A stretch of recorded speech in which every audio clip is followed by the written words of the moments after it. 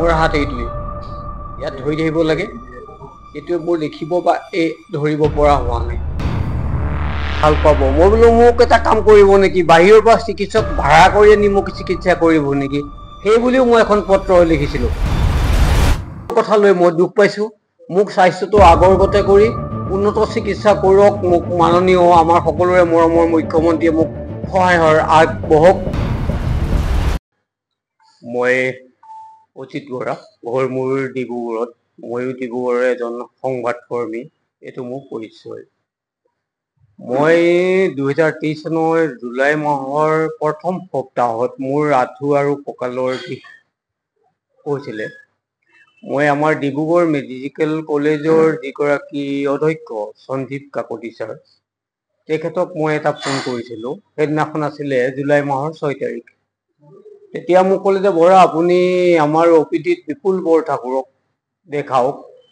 মই তেখেতক কৰিছোঁ বিপুল বৰঠাকুৰক আচলতে মই চিনি নাপাওঁ অধ্যক্ষ প্ৰিন্সিপালৰ থ্ৰুদিহে চিনি পাওঁ মোক যোৱাৰ লগে লগে তাত বিষৰ বেজি দিয়া হ'ল তেখেতে মোক ক'লে যে আপুনি ধাৰাবাহিকভাৱে 4টা বেজি ল'ব লাগিব আৰু বেজিকেইটা মই প্ৰথম আৰম্ভ কৰিলোঁ 6 তাৰিখে এদিন এদিনকৈ তেওঁ দিলে বেজি দিয়াৰ পিছত মোৰ 11 তাৰিখে বিষৰ পৰিমাণটো বাঢ়ি গ'ল অত্যাধিক বিষ হ'ল মই তেতিয়া তেখেতক পুনৰ ফোন কৰিলোঁ 11 তাৰিখে ছাৰ মোৰ অত্যন্ত বিষ হৈছে তেতিয়া ক'লে যে আপুনি আহক মেডিকেলত দুদিনমান থাকি দুসাঁজমান খাই যাব মই 11 তাৰিখে প্ৰায় 12টা বজাৰ আগে পিছে কৈছোঁ মেডিকেলত ভৰ্তি হ'লোঁ মেডিকেলৰ বিচনাতে অৰ্থাৎ 12 তাৰিখে মোৰ প্ৰেছাৰ ষ্ট্ৰক হ'ল মেডিকেলৰ বিচনাত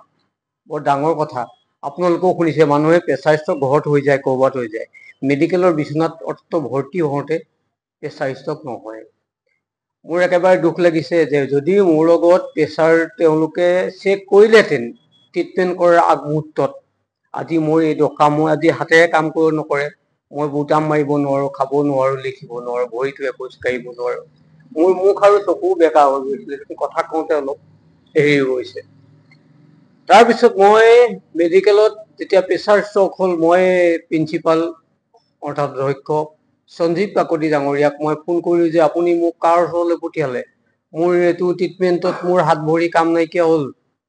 তেতিয়া ক'লে যে আপুনি চিন্তা নকৰিব ভাল হ'ব মই গোটেইবোৰ ডক্টৰক কৈছোঁ মোক কৈছে আপুনি গীতা পাঠ কৰক মোক চিকিৎসা ৰং ট্ৰিটমেণ্ট কৰি গীতা পাঠ কৰিলে জানো ভাল হ'ব বাৰু তাৰপিছত মই ভয় খাই পৰিছোঁ মই আমাৰ এই সন্মানীয় শ্ৰদ্ধাৰ ককাইদেউ বিহু মই পিনাকীধৰ ছাৰক মই ফোন কৰিলোঁ তেখেতে মোক ক'লে চিন্তা নকৰিব মই আপোনাক এইটো কি কৰিব লাগে কৈ আছোঁ তেখেতে CMলৈ চিঠি লিখাৰ কথা ক'লে চিঠি পত্ৰ লিখি মেইল কৰিলে মই আকৌ ইয়াৰ মাজতে প্ৰথমতে মুখ্যমন্ত্ৰী ডাঙৰীয়াক আমাৰ শ্ৰদ্ধাৰ সকলোৰে মৰমৰ হিমন্ত বিশ্ব শৰ্মা ডাঙৰীয়াক মই আন্তৰিকতাৰে ধন্যবাদ জ্ঞাপন কৰিবই লাগিব কাৰণ মই যিখন চিঠি মেইল যোগে দিয়া হ'ল এসপ্তাহৰ ভিতৰত তেখেতে মোক সাক্ষাৎ কৰিলে ডিব্ৰুগড় বিশ্ববিদ্যালয়ৰ প্ৰাংগণত 11:30 বজাত মোক ডিব্ৰুগড় DC কাৰ্যালয়ৰ পৰা ফোন কৰা হ'ল যে অজিত বৰা নেকি বোলো হয় ছাৰ বোলে মই ডিব্ৰুগড় DC অফিচৰ পৰা কৈ আছোঁ আপোনাক CM ছাৰে 11:30 বজাত সাক্ষাৎ কৰিব বিচাৰিছে আজি টিচাৰ্ছ ডে দিনাখন শিক্ষক দিৱস সেইদিনা মই ডিব্ৰুগড় মেডিকেলত সেই সময়ত ভৰ্তিয়ে হৈ আছোঁ মই তাৰ পৰা এখন এম্বুলেন্স ভাড়া কৰি লৈ তালৈ আহিলোঁ CM ছাৰৰ যিকেইজন ব্যক্তিগত অধ্যক্ষিক তেওঁলোককো প্ৰশংসা কৰিব লাগিব মই মোক হুইল চেয়াৰত দাঙি লৈ পেলাই CM ছাৰৰ সন্মুখত বহাই দিয়া গ'ল CM ছাৰেও নিজৰ চকীৰ পৰা উঠি আহি বাবা উঠিব নালাগে মোক সুধিলে কি হ'ল ছাৰ মোৰ ৰং ট্ৰিটমেণ্ট হ'ল ডক্টৰ বিপুল বৰঠাকুৰৰ ছত্ৰছায়াত পৰি মই আজি সৰ্বশ্ৰান্ত হ'লোঁ তেতিয়া ক'লে যে ভুল চিকিৎসা বসতি হ'ল এই ডক্টৰজনক কি কৰা যাব মই ক'লোঁ যে তেওঁ ইতিমধ্যে ভুল স্বীকাৰ কৰিছে মানুহ হিচাপে কিন্তু তেখেতক বদলি কৰি দিলে সেইটো একো ব্যৱস্থা বুলি মই নাভাবোঁ তেতিয়া ক'লে এই ট্ৰিটমেণ্টৰ কাৰণে কিমান টকাৰ প্ৰয়োজন হ'ব যে ছাৰ মোক টকাৰ প্ৰয়োজন নহয় মোক টকা নালাগে মোক আগৰ গতে ভাল কৰি দিব লাগে আগৰ গতে মোক ঠিক কৰি সুস্থ কৰি দিব লাগে তেতিয়া মোৰ চিঠিখন তেওঁ গ্ৰহণ কৰিলে আছে মোৰ লগত ফটো এইখন চিঠি মই তেখেতক দিছিলোঁ এইখন চিঠি মই দিছিলোঁ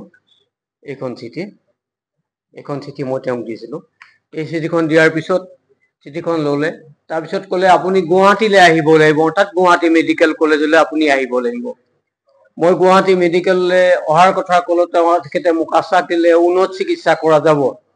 মই ডিব্ৰুগড় ভৰ্তি হৈ থাকোঁতে মোক তাৰ পৰা গুৱাহাটী মেডিকেলৰ পৰা এখন এম্বুলেন্স পঠিয়াই পেলাই গুৱাহাটীলৈ অনা হ'ল ঠিক এক মাহৰ পিছত মোক ফোন কৰি ইয়াৰ পৰা এগৰাকী চিকিৎসকে ফোন কৰিছিলে যে মই গুৱাহাটীৰ পৰা ফোন কৰি কৈছোঁ তো আপোনাক ভাল পাইছে নাই বোলো মই ভাল পোৱা নাই মই মুখ্যমন্ত্ৰী হিমন্ত বিশ্ব শৰ্মা ছাৰৰ বাসগৃহৰ সন্মুখত জহৰ খাই মৰি যোৱাই ঠিক আছে মই ক'লো মই ইয়াত চিকিৎসা মই ভাল পোৱা নাই তাৰপিছত ততাতৈয়াকে তেওঁলোকে তাত আনি মোক ইয়াত ভৰ্তি কৰিলে ভৰ্তি কৰাৰ পিছত CM ছাৰৰ যথেষ্ট সহযোগিতা পাইছোঁ মোক ভালকে মোক ৰাখিছে যথেষ্ট সা সন্মানেৰে চিষ্টাৰ সকলেও যথেষ্ট সা সন্মানেৰে মোক ভাল চিকিৎসা কৰিছে কিন্তু তাৰ মাজতে আৰু এটা কথা আমি আকৌ ক'বই লাগিব যে প্ৰতিটো পলত তাত কি হৈছে কি নাই হোৱা আমাৰ পিনাকী ছাৰ মোক কিন্তু প্ৰতিটো পলে পলে সহায় কৰিছে তেখেতক মই ক'লো যে মোৰ ইয়াত ছাৰ এইটো হৈছে বোলে আপুনি অভিজিত শৰ্মা ফোন নাম্বাৰ মই দিছোঁ আপুনি ফোন কৰক মই তেখেতক ফোন কৰিলোঁ যে মই সাক্ষাৎ কৰিব বিচাৰিছোঁ চিন্তা নকৰিব তেখেতে মোক আশ্বাস দিলে যে আপোনাক আমি ভাল ডক্টৰ পঠিয়াইছোঁ একো চিন্তা কৰিব নালাগে বোলো ছাৰ মই ইয়াতো কিন্তু বিষটো উপশম হোৱা নাই তেতিয়া তেখেতে ক'লে যে বিষ ভাল পাব মই বোলো মোক এটা কাম কৰিব নেকি বাহিৰৰ পৰা চিকিৎসক ভাড়া কৰি আনি মোক চিকিৎসা কৰিব নেকি সেই বুলিও মই এখন পত্ৰ লিখিছিলোঁ সেই পত্ৰখনত ক'লে যে এইটো সম্ভৱ নহয় আমাৰ ইয়াত তেনেধৰণৰ ব্যৱস্থা নাই মই ঠিক 40 দিন অতিবাহিত কৰিলোঁ এইখিনি থকাৰ পিছত তেওঁ মোক ক'লে যে আপোনাক ছুটি দিয়া হ'ব ফিজিঅ'থেৰাপিহে আপোনাৰ প্ৰয়োজন আছে ফিজিঅ'থেৰাপিয়ে ব্ৰেইন ষ্ট্ৰকৰ মোৰ মাইণ্ড ষ্ট্ৰকৰ একমাত্ৰ চিকিৎসা বা ট্ৰিটমেণ্ট তাৰপিছত আপোনাক ছুটি দি দিম আমাৰ এখন গাড়ীয়ে আপোনাক নি পেলাই থৈ আহিবগৈ যোৰহাট মেডিকেল নতুবা ডিব্ৰুগড়ত য'ত আপুনি সুবিধা ভাল বুলি ভাবে থেৰাপি ল'বলৈ তাৰপিছত মইতো ভাল পোৱা নাই আৰু মোৰ হাত এইটোৱে ইয়াত ধৰি থাকিব লাগে এইটোৱে মোৰ দেখিব বা ধৰিব পৰা হোৱা নাই ভৰিটো এতিয়ালৈকে কোপনি মই ৰাখিব পৰা নাই মোক ভাল নোহোৱাকৈ দিলে তেওঁ ৰিলিজ কৰি ডিব্ৰুগড়লৈ গ'লো ডিব্ৰুগড় থেৰাপিৰ নামত মই এতিয়াও বাৰম্বাৰ কৈছোঁ আপোনালোকেও প্ৰচাৰ কৰক আচলতে ৰাইজৰ নামত এইবোৰ কিন্তু মুখ্যমন্ত্ৰীক বদনাম কৰে চিকিৎসক ইয়াত ধুৰন্ধৰ কিছুমান চিকিৎসকৰ আমি বলি হৈছোঁ আমি জনসাধাৰণ ৰোগী তাত ফিজিঅ'থেৰাপি নামত কি আছে যিটো আমি চাইকেলিং কৰোঁ ভৰিৰে চাইকেলৰ পেণ্ডেল এপাত নাই ক'ৰবাৰ নট বল্টো নাই হাতেৰে ঘূৰাব এইটো দিয়ে কি কয় যঁতৰটোৰ গোটে তাত কোনো ধৰণৰ ব্যৱস্থা নাই এনেকৈ হেলক পলক কৰি থাকে ব্ৰেইন কোনো ব্যৱস্থাই নাই মই সেইটো কথাও ডিব্ৰুগড়ৰ মোৰ যিগৰাকী ব্ৰেইন ষ্ট্ৰক কৰিলে বিপুল বৰঠাকুৰ তেখেতক মই কৈছিলোঁ যে আপোনাৰ এইটো যি ফিজিঅ'থেৰাপি ব্যৱস্থা এইটো প্ৰথমতে মেডিকেলৰ প্ৰিন্সিপাল সঞ্জীৱ কাকতিক ল'বলৈ দিয়ক ফিজিঅ'থেৰাপি ইয়াত কি আছে মোৰ প্ৰথম কথাটো হ'ল মোৰ চিকিৎসাটো উন্নত ব্যৱস্থা কৰি মই মুখ্যমন্ত্ৰী ডাঙৰীয়াকো আকৌ এবাৰ ৰিকুৱেষ্ট কৰিছোঁ মোৰ চিকিৎসাটো উন্নত কৰক মোক আগৰ দৰে কৰি দিয়ক যাতে মই এই পৃথিৱীত যিকেইদিন জীয়াই থাকোঁ মই সুস্থ আৰু সুস্থ মানসিকতাৰে যাতে নিজে চলি পৰিয়ালৰ ভৰণ পোষণ দিয়াৰ লগতে আগৰ দৰে মই কৰ্ম কৰিব পাৰোঁ মই এখন সাধাৰণ বাতৰি কাকতৰ সংবাদকৰ্মী আমাৰ যি মজুৰি বা ৰাইজৰ দান বৰঙণীয়া সভা সমিতিত আমি যি পাওঁ সেইটো খৰচত আচলতে আমি চিকিৎসা কৰিবলৈ সামৰ্থ্য নহয় মাননীয় মুখ্যমন্ত্ৰী মহোদয়ে টকা 50,000 তেওঁ ৰিলিফ ব্ৰাঞ্চে মোক প্ৰদান কৰিছিলে আৰু সেইটো কাকতি নামৰ এজন বিষয়ে মোলৈ ফোন কৰিছিলে তেখেতকো মই কৈছিলোঁ এইটো মোক আপেল আৰু জিহাজিকল খাবলৈ প্ৰদান কৰা হৈছে নেকি তেতিয়া ক'লে যে মই এইটো নাজানো যে পইচাটো কম হৈছে নেকি মই বোলো ছাৰে মোক ডাইৰেক্ট সুধিছে মুখ্যমন্ত্ৰীয়ে পইচাৰ কথা মোক পইচা নালাগে বুলি কৈছিলোঁ মোক এই 50,000 টকা দি পেলাই মোক মানে অপমান কৰাৰ নিচিনাহে মই এটা অনুভৱ কৰিলোঁ কাৰণ যি হ'ল প্ৰথম পৰ্যায়ৰ পৰা মই এতিয়ালৈকে প্ৰায় 3 লাখ টকাৰ ওপৰত খৰচা হৈছে মই GNRCত ট্ৰিটমেণ্ট কৰি আছোঁ GNRCৰ কোনোবা এগৰাকী হোসেন নে কি নাম তেখেতৰ মোক তেখেতে ট্ৰিটমেণ্ট কৰিছে ট্ৰিটমেণ্ট কৰি পেলাই মোক ভৰিটোৰ বিষটো আৰোগ্য কৰিলে সিও আমাৰ কাৰণে দুৰ্ভাগ্য আমাৰ অসমত ইমান মেডিকেল কলেজ থকা সত্ত্বেও গুৱাহাটীত আহি পেলাই যদি মই কালি GNRCত যাবলগীয়া হয় 10,000 টকা মেডিচিন লৈছোঁ 900 টকা চোৱা ফিজ লৈছে সেইটো আমাৰ কাৰণে কিন্তু লাজৰ কথা। এতিয়া মই বিচাৰিছো মোৰ উন্নত চিকিৎসাৰ লগতে অত্যন্ত মেডিকেলৰ যি চিকিৎসকবিলাকৰ গাফিলতি তাৰ ওপৰতো কিবা এটা ব্যৱস্থা মুখ্যমন্ত্ৰী ডাঙৰীয়া কৰাটো উচিত। আজি চাওক, মই কাগজে কলমে ইমান জনা স্বত্বেও মই এতিয়া মুখেৰেতো অলপ হ'লেও কথা ক'ব পাৰিছো ভালকে নুপুতিলে। মই তাত থাকোতেও ভয়ে ভয়ে আছো, কিজানি মোক ৰাতিৰ ভিতৰতে কিবা এটা বেজি দি গেছৰ বেজি বুলিলে ভয় লগা হ'ল, কিজানি মোক মৃত্যু কৰি দিয়ে। কাইলৈ ক'ব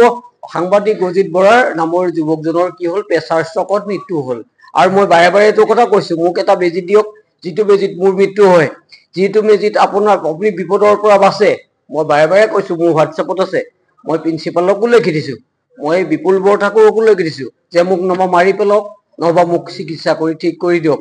এতিয়া মুখ্যমন্ত্ৰীয়ে যেতিয়া মোক সাক্ষাৎ কৰিলে, মই যেতিয়া সাক্ষাৎ কৰিলো তেখেতক, সাক্ষাৎ কৰাৰ পিছত তেওঁলোকৰ